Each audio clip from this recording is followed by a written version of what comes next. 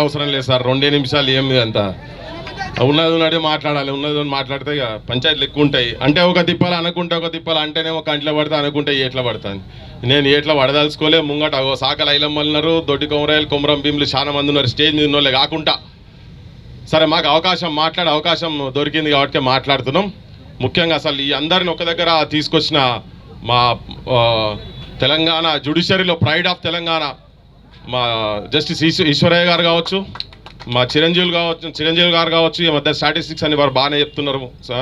తర్వాత మా విశారదన్ మహారాజ్ కావచ్చు, వాళ్ళందరికీ మొట్టమొదటి నేను కృతజ్ఞత చెప్తూ, ఈ మధ్యలో ఒక సామెత బాగా తెలంగాణ జనంలో ఒక సామెత బాగా చర్చకు వచ్చింది. ఈ 42% రిజర్వేషన్ ఒకటి, 9th షెడ్యూల్ ఒకటి, ఇది పెట్టాలన్నప్పుడు బంద్ ఒకటి ప్రకటించారుగా మొన్న. అందరు కనబడరు స్టేజ్ల మీద, ఎవరు చూసినా కానీ బీజేపీ వాళ్ళు, కాంగ్రెస్ వాళ్ళు, నాదంటే నాదని, కమ్యూనిస్ట్ వాళ్ళు, టీఆర్ఎస్ వాళ్ళు మొత్తం జెండాల మీద వేసుకుని అందరు రోడ్ల మీద ఉన్నారు. ఇన్ని రోజులు ఇళ్ళ బండి కూడా బంద్ కాడ మాత్రం నేనున్నా అంటే నేనున్నా అని బయటకు వచ్చారు. మా జనంలో కూడా ఒక సామెత, అందరూ శాఖాహారులే రొయ్యల ముళ్ళు ఏడవాయరు అని చెప్పని అందరు మాట్లాడుకుంటే మేము కూడా వెనక నుంచి మాట్లాడినాం. జనం లోపల కూడా అంత అయిపోయింది. అరే అందరు ఒకటే ఉన్నారు, అందరు వేదికల మీద మరి ఏమవుతుందని జనానికి కూడా అర్థమైపోయింది. ఏంటంటే ఎవరి శాఖాహారి కాదు, అందరు మాంసాహారులే, పచ్చి మాంసాహారులే అని చెప్పి అర్థమైపోయి అందరు దొంగలే కొడుకులు అందరూ క్లియర్ కట్గా అర్థమైపోయింది.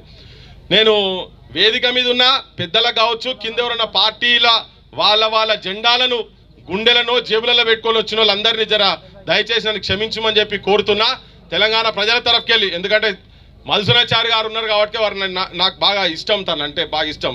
ఊకే చెప్తుంటే ఊకే వాళ్ళు బీసీల గురించి మాట్లాడే బదులు మా సార్ను మా పార్టీ అధ్యక్షుని చేసి సపరేట్గా లొల్లోడిసిపోతుంది చెప్తున్నా. నేను కవిత కూడా చెప్పినా, కేటీఆర్ కూడా చెప్పినా, ఊకే బీసీల గురించి మాట్లాడకూర్రి. మీ అందరికన్నా సీనియర్, కేసీఆర్ కన్నా సీనియర్ తన తెలంగాణలో సంచి పట్టుకొని పోయేది, నిజాయితీ పరుడు, కమిట్మెంట్ ఉన్నది, అన్ని అర్హతలు ఉన్నాయి. ఆయన ఎప్పటికని మేము చెప్తాం తనను అధ్యక్షుని చేసి సరిపోతుంది. కానీ మీకు రావు, మీరు గిట్నే ఉంటారు. మళ్ళీ రేపు పొద్దుగాల మళ్ళీ ఏదో పదవి ఉంటుంది, 34%, 18% తగ్గించినా కానీ మీరు మాట్లాడలేరు. ఏం మాట్లాడతారు చెప్పి, ఏం మాట్లాడలేరు. ఇంతకుముందు బీజేపీ వాళ్ళు ఎంపీలు వచ్చి కూర్చొని పోయారు. మీరు ఈడ కాదే కొట్లాడాల్సింది, పోయి ఢిల్లీలో కొట్లాడాలి. మా దగ్గర ఏంది, ఇగో మా అన్న గురించి చెప్తున్నా. మొట్టమొదటి ఏంటంటే నేను కూడా ఏబిసిడి దీంట్లో కూడా వర్గీకరణకు 200% మొట్టమొదటి మేమే ఉంటాం. దీని విషయంలో క్లియర్ కట్గా చెప్పదలుచుకున్నా. మా సీన్ బాయ్ కూడా చెప్తున్నా ఏంటంటే ఇక జెండాలు బంద్ చేయర్రే, జెండాలు పక్కకు పెట్టుర్రి. ఫస్ట్ ఈ బీజేపీనే నేను, కాంగ్రెస్ నేను, బీఆర్ఎస్ అంటే పంచాయతీ తెగది. ఈ తెగ పంచాయతీ కాదు. ఇట్లా ఊర్లలో తెలంగాణ ఉద్యమం అప్పుడు ఏ రాజకీయ పార్టీ అయితే తెలంగాణకు వ్యతిరేకంగా ఉన్నదో ఆ రాజకీయ పార్టీల జెండా గద్దెలు గులగొట్టాలంటే గద్దెలు గులగొట్టిరు జనం.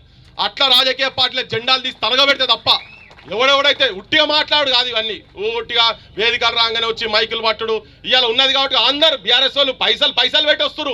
ఎవరు చూసినా వేదికల మీదకి వస్తారు. కొంతమంది సంఘాల వాళ్ళు గమ్మత్తున్నారు. కొంతమంది సంఘాల వాళ్ళు వీళ్ళేంది ఈడొచ్చి బీసీ అని మాట్లాడతారు. ఆడబోయి అరే జీవులతో ఏం కాదు నాయన అని చెప్పి మా ఈశ్వరయ్య సార్ మొత్తుకుంటే దానికి ఏమెరుక పెద్ద మనిషి జస్టిస్ ఈశ్వరయ్య సార్ గారు చెప్పిన ఓటు నుంచి మేము కూడా మొత్తుకుంటున్నాం.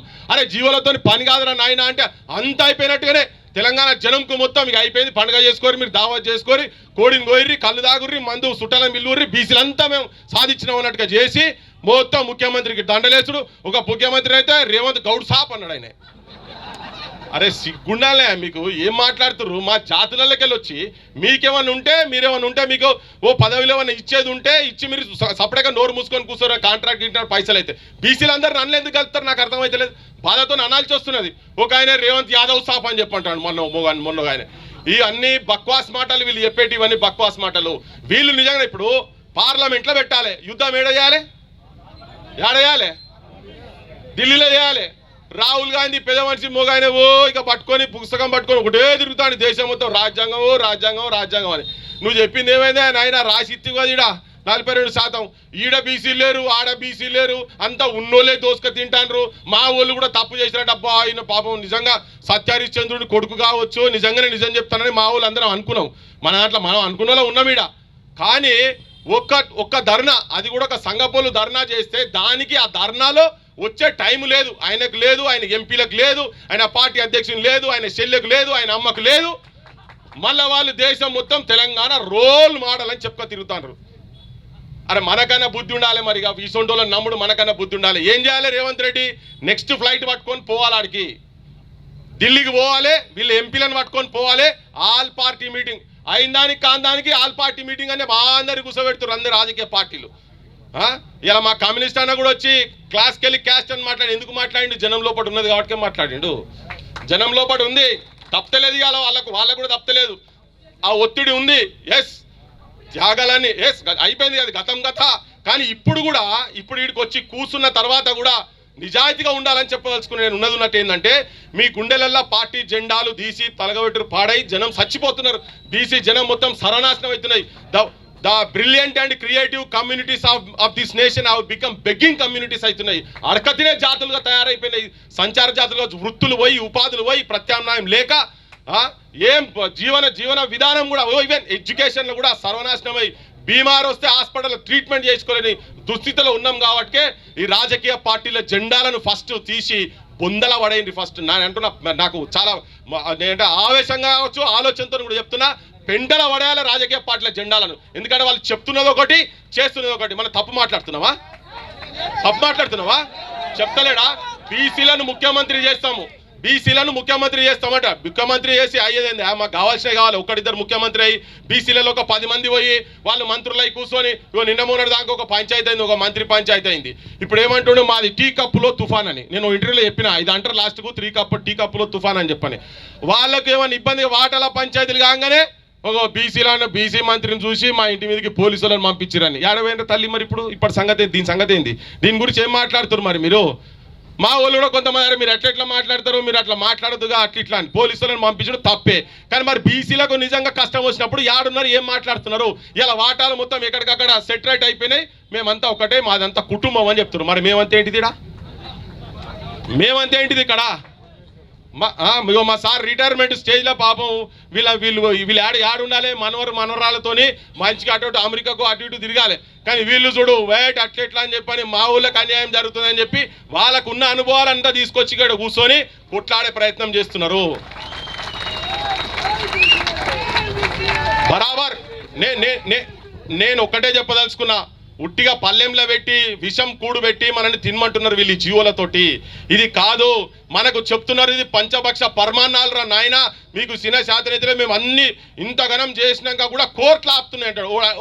ఏమన్నా తలకాయ ఈ కొడుకులో ఏమంటారు, అరే ఎవడు కోర్టుకు పోద్దు అంటాడు. అరే గుండాయిజం అరబై ఏం ఎవడు కోర్టుకు పోదు, కోర్టుకి ఎట్లా పోతారో చూస్తాం, ఒకరినొకరు అంటే బయట కొట్టిస్తాం అన్నట్టు చెప్తారు. అరే నువ్వు కోర్టుకు పోయేటట్టుగానే చేసి నువ్వు కోర్టుకి ఎట్లా పోతావు అని చెప్పానంటాడు. ఈ ముఖ్యమంత్రి అంటాడు ఆయనకు ఎస్ మ్యాన్లంతా బాస్ చెప్పిండు కదా అని చెప్పి వీళ్ళంతా ఉండి కింద పాలేరు లెక్క వీళ్ళు కూడా ఎవడు ఎట్లా పోతారో చూస్తాను.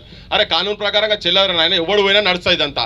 నేను తెలంగాణ ప్రజలకు ఈ ధర్నా సమక్షంగా నేను చెప్పదలుచుకునేది ఏంటంటే, రైట్ అదే ఉపన్యాసం అయిపోయింది, సరేలే ఓకే. ఇక నేను బంద్ చేస్తా. ఒక్కటే క్లియర్గా ఏంటంటే, ఇవాళ ప్రతి ఊర్లో చాలామంది అనుకుంటున్నాము, మనమందరము కింద మొత్తం బీసీలు కదిలిరు అనుకుంటున్నాం, కానీ ఇంకా చాలా పని చేయాల్సి ఉన్నది. క్షేత్రస్థాయిలో పోదాము, క్షేత్రస్థాయిలో పని చేయాలి.